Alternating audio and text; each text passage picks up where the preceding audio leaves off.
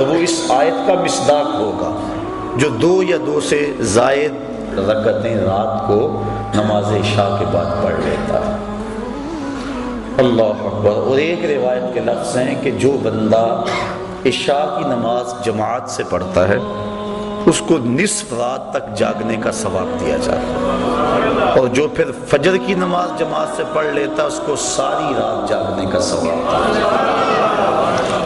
اس لیے عشاء کی نماز بھی جماعت سے اور فجر کی نماز بھی جماعت سے، اس کا اہتمام ہونا چاہیے۔ اور اللہ والوں کی ایک نشانی یہ ہے کہ وہ اپنی راتوں کو بیدار رہ کے گزارتے ہیں، خوف و طمع کے اندر اپنی راتوں کو گزارتے ہیں۔ والذین یقولون ربنا اصرف عنا عذاب جہنم، اور وہ کیا کہتے ہیں؟ اے اللہ ہم سے جہنم کا عذاب پھیر دے۔ راتوں کو عبادت میں گزارنے کے باوجود ان کے خوف اور ان کی خشیت کا عالم یہ ہے کہ پھر بھی عرض کرتے ہیں مالک ہم سے عذاب پھیر دے۔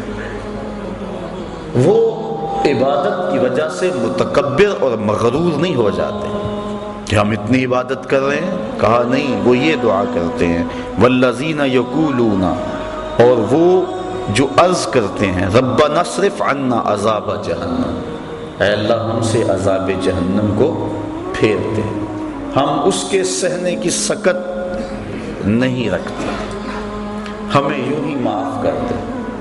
حضرت غوث اعظم شیخ عبد القادر جیلانی رحمۃ اللہ تعالی علیہ اللہ کی بارگاہ میں عرض کرتے ہیں مالک مجھے نابینا اٹھانا قیامت کے دن، تیرے بندوں کے سامنے شرمسار ہوں گا۔ ہیں اعمال ان کے یہ، لیکن خوف اور خشیت کا عالم یہ۔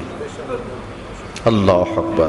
وہ ڈرتے رہتے۔ حضرت سری سکتی رضی اللہ تعالیٰ عنہ جلیل القدر اولیاء میں سے ہیں، حضرت جنید بغدادی کے رشتے میں ماموں بھی لگتے ہیں اور شیخ بھی لگتے ہیں، کہتے ہیں میں تو اس بات سے ڈرتا ہوں کل قیامت کے دن اپنے رب کا سامنا کیا کروں گا، کیسے اس کا سامنے کر پاؤں گا۔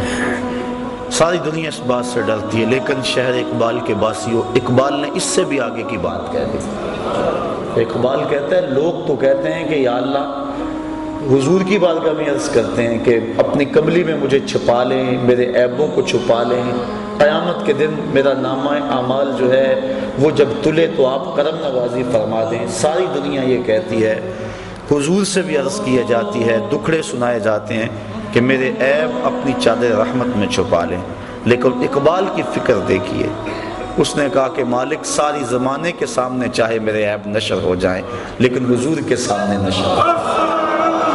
تو غنی از ہر دو عالم من فقیر، روز محشر عذر آئے من پذیر، گر تو می بینی حسابم ناگزیر، از نگاہ مصطفیٰ پنہاں مبین۔ اے اللہ تو غنی ہے اور میں تیرا نیاز مند بندہ، بغیر حساب کے تو مجھے بخش دے تو تجھے کون سا بھار لگتا ہے، لیکن اگر میرا حساب لینا ضروری ہی ہوا تو میری گزارش یہ ہے کہ حضور کے سامنے نہ لیں، مجھے حضور رحمت للعالمین سے شرم آئے گا۔ کیسا عشق ہے اور کیسی محبت ہے جناب رسالت مآب صلی اللہ علیہ وآلہ وسلم سے۔ تو وہ باوجود عبادات کی کثرت کے یہ دعا کرتے رہتے ہیں والذین یقولون ربنا اصرف عنا عذاب جہنم، تو وہ کہتے ہیں مالک ہم سے عذاب جہنم پھیر دے، ان عذابہا کان غراما، بے شک اس کا عذاب گلے کا پھندا ہے، سخت ترین ہے عذاب جہنم کا۔ ساری رات عبادت کرنے کے باوجود بھی وہ یہی کہتے نظر آتے ہیں۔ یہ نہیں کہ وہ کہیں کہ ہمیں جہنم ہمارے قریب بھی نہیں آئے گی، وہ جہنم کا تمسخر نہیں اڑاتے اپنی خانقاہوں میں بیٹھ کے، وہ جنت کا مذاق نہیں اڑاتے بلکہ جنت کے طالب ہیں اور جہنم سے ڈرتے ہیں۔ حضور علیہ السلام سے بڑھ کر اللہ کا قرب رکھنے والا کون تھا، لیکن حضور بھی جہنم سے پناہ مانگتے رہے۔ اللہ اکبر۔ تو وہ اہل اللہ کی نشانیاں بیان فرمائی جا رہی ہیں۔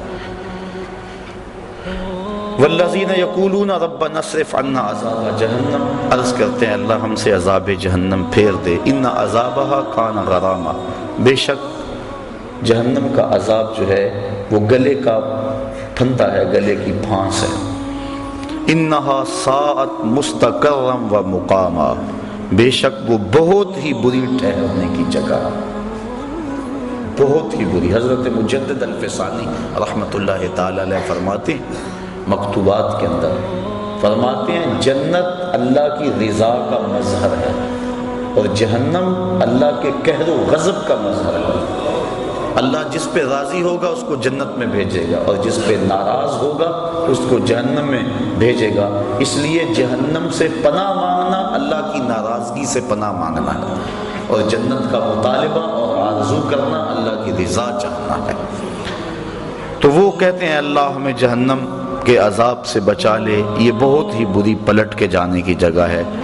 والذین اذا انفقوا لم یسرفوا ولم یقتروا وکان بین ذلک قواما، اور وہ جب خرچ کرتے ہیں تو حد سے نہیں بڑھتے، فضول خرچی نہیں کرتے، ولم یقتروا، اور نہ ہی وہ تنگی کرتے ہیں، جہاں ضرورت ہوتی ہے وہاں ہاتھ دباتے بھی نہیں، وہاں کھل کے خرچ کرتے ہیں، اور جہاں وکان بین ذلک قواما، اور یہ دونوں کے درمیان اعتدال کے راستے پر ہے، یعنی بے تحاشا خرچ بھی نہیں کرتے اور بخل بھی نہیں کرتے۔ اتنا خرچ کرنا کہ کنگال ہو جائے اور بعد میں قرض چڑھ جائے۔ جو اہل اللہ ہیں ان کی علامت یہ ہوتی ہے کہ وہ اپنی چادر کو دیکھ کر پاؤں پھیلاتے ہیں، چادر سے زیادہ پاؤں نہیں پھیلاتے، اور حضور نے فرمایا کہ تم خرچ میں میانہ روی اختیار کر لو، کبھی فقیر نہیں ہوگے۔ سبحان اللہ، اللہ اکبر۔ تو فرمایا والذین اذا انفقوا لم یسرفوا ولم یقتروا، جب وہ خرچ کرتے ہیں تو حد سے نہیں بڑھتے، ولم یقتروا، اور نہ ہی تنگی کرتے ہیں، وکان بین ذلک قواما، اور وہ اس کے درمیان اعتدال کی راہ پہ رہتے ہیں۔ والذین لا یدعون مع اللہ الہا آخر، اور وہ اللہ کے علاوہ کسی دوسرے کو معبود نہیں بناتے، کسی کو نہیں پوچھتے، ان کی پرستش اللہ کے حضور ہوتی، اللہ کے علاوہ وہ کسی کی پوجا نہیں کرتے۔ بلکہ میرے شاہ نقشبند بخاری رحمۃ اللہ تعالی علیہ فرماتے ہیں متکبر سے تکبر کرنا صدقہ ہے۔ جب کوئی چھاتی تانے اکڑ اکڑ کے آ رہا ہو اس کو جھک کے سلام نہ کرو، یہ تو اس کے تکبر کو بڑھانے والی بات ہے۔ اس لیے وہ زمین پہ اکڑ اکڑ کے چل رہا ہے تو فرمایا اس متکبر سے پہلو تہی کرنا، اکڑنے والے کے ساتھ تکبر کرنا صدقہ کہلاتا ہے، یعنی اللہ کے علاوہ ان کے سینے میں کسی اور کا خوف اور ڈر موجود نہیں ہے۔ وہ جو نماز میں کہتے ہیں نا وَنَخْلَعُ وَنَتْرُكُ مَن يَفْجُرُكُ، وہ صرف نماز میں نہیں کہتے، ان کا عملی نمونہ بھی ہوتے ہیں۔ اللہ کے علاوہ کسی کے حضور سر نہیں جھکاتے، چاہے جتنا مرضی بڑا فرعون کیوں نہ ہو، وہ کسی کے سامنے سر نہیں جھکاتے۔ وَلَا يَقْتُلُونَ النَّفْسَ الَّتِي حَرَّمَ اللَّهُ إِلَّا بِالْحَقِّ، اور جس جان کو اللہ تعالیٰ نے حرام کیا اس کو قتل نہیں کرتے، قاتل نہیں ہوتے۔ وہ تو بڑے نرم دل ہوتے ہیں، وہ تو شاخ سے پھول بھی توڑے تو ان کا دل دکھتا ہے، کوئی بھی توڑے، وہ تو اس قدر حساس ہوتے ہیں، قتل کے حادثے سے کم تو نہیں، شاخ سے گل کا جدا ہونا۔ وہ تو اس بات کا بھی احساس رکھتے، وہ تو کسی کو تکلیف بھی نہیں دیتے، کسی کا حق غصب نہیں کرتے، جی جائے کہ کسی کو قتل کر دیں۔ وَلَا يَقْتُلُونَ النَّفْسَ الَّتِي حَرَّمَ اللَّهُ إِلَّا بِالْحَقِّ، مگر حق کے ساتھ۔ حق کے ساتھ کیا ہے؟ شادی شدہ زانی کو قتل کیا جائے، قتل کے بدلے میں قتل کیا جائے، یا جو ارتداد کی راہ اختیار کرے باغی ہو اس کو قتل کیا جائے، اس کے علاوہ وہ کسی کو قتل نہیں کرتے۔ وَلَا يَزْنُونَ، اور وہ زنا نہیں کرتے، نہ ان کی نظر زنا کرتی ہے، نہ ان کی سوچیں زنا کرتی ہیں، نہ ان کے خیال زنا کرتے ہیں، اور نہ ان کے اعضائے بدنیاں زنا کرتے ہیں۔ وہ پاکیزہ ہوتے ہیں، تبھی تو اللہ کا قرب پاتے ہیں۔ اللہ کا قرب وہی پائے گا جو من کا ستھرا ہوگا، اور جس کے من پہ ایسے داغ اور گند لگے ہوں گے وہ اللہ کا قرب کیسے پائے گا؟